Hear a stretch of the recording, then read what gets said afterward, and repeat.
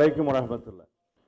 দীর্ঘ 16-17 বছরের ফেসিবাদ বিরোধী গণতান্ত্রিক সংগ্রামে অনেক রক্তদানের মধ্যে মাননীয় চেয়ারম্যানকে স্বাগত জানাই।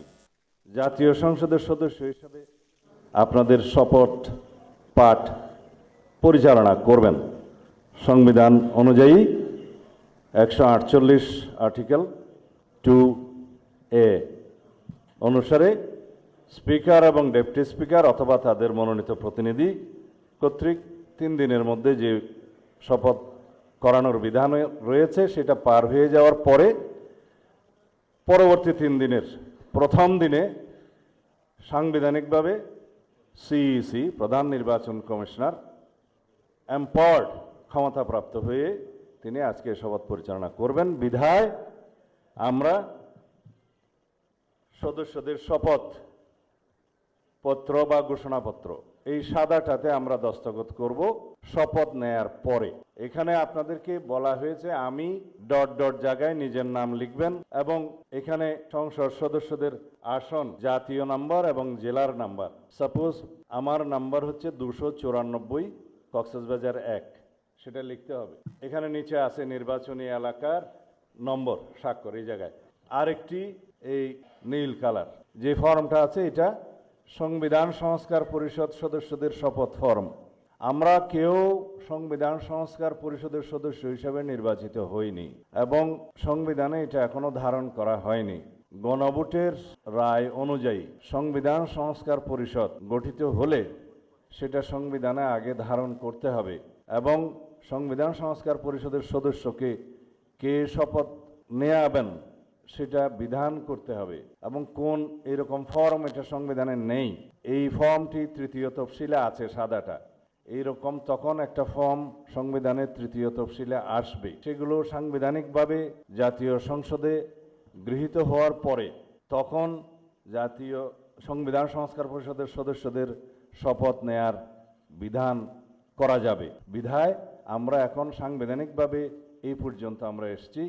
আমরা সংবিধান মেনে এই পর্যন্ত চলছি এবং আশা করি সামনের দিনেও চলব। আমি মাননীয় চেয়ারম্যানের নির্দেশে ওনার উপস্থিতিতে এই আমাদের দলীয় সিদ্ধান্তটা জানালাম। ধন্যবাদ সবাইকে। মাননীয় সংসদ সদস্যবৃন্দ, শপথ বাক্য পাঠ পরিচালনাকারী মাননীয় প্রধান নির্বাচন কমিশনার জনাব এম নাসির উদ্দিন এখনই আমাদের মাঝে উপস্থিত হবেন।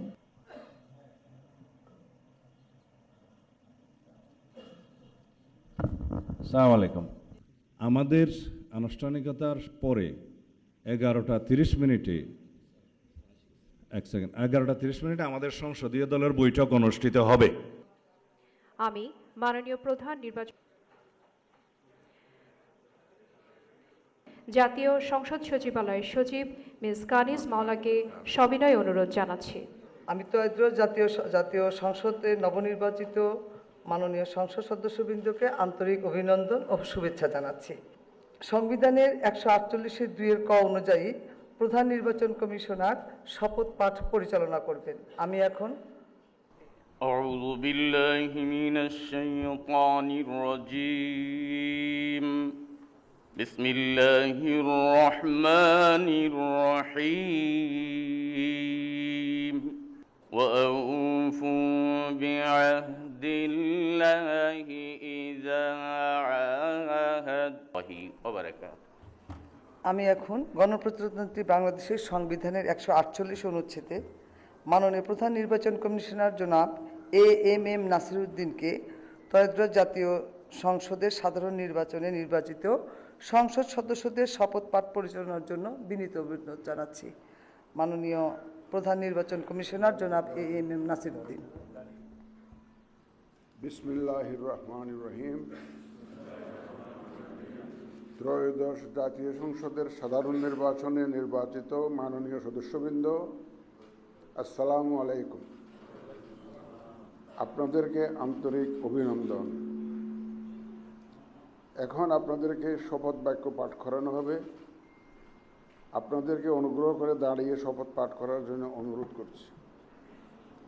উল্লেখ্য যে আমি শব্দটি উচ্চারণের পর মাননীয় সংসদ সদস্যগণ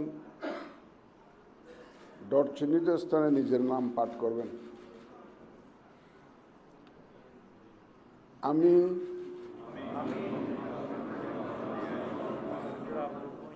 সংসদ সদস্য নির্বাচিত হইয়া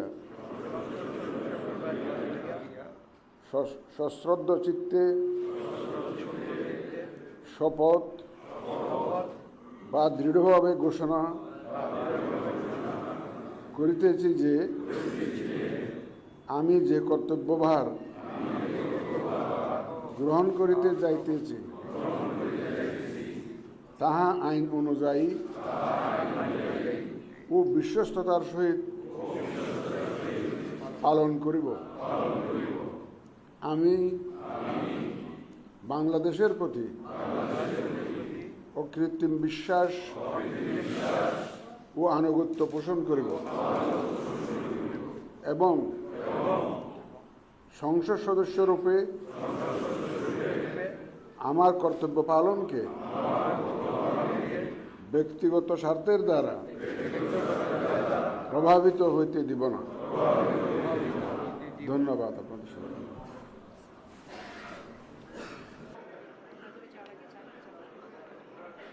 মাননীয় সদস্যবৃন্দ, আশা করছি আপনাদের সকলের সিগনেচার শেষ হয়ে গেছে। শপথ পাঠ পরিচালনাকারী মাননীয় প্রধান নির্বাচন কমিশনার জনাব এম নাসির উদ্দিন এর সদয়-অনুমতিক্রমে শপথ অনুষ্ঠান এখানেই সমাপ্তি ঘোষণা করছি। এবং এখন মাননীয় সদস্যবৃন্দ, আমাদের 3 তলা একটি চা চক্রের আয়োজন আছে, সেখানে যাবেন এবং আমার রুমে স্বাক্ষরিত রেজিস্টার স্বাক্ষর করা হবে, ওখানেও যেতে পারেন। এটা আপনাদের নির্দিষ্ট ইচ্ছা। ধন্যবাদ সবাইকে।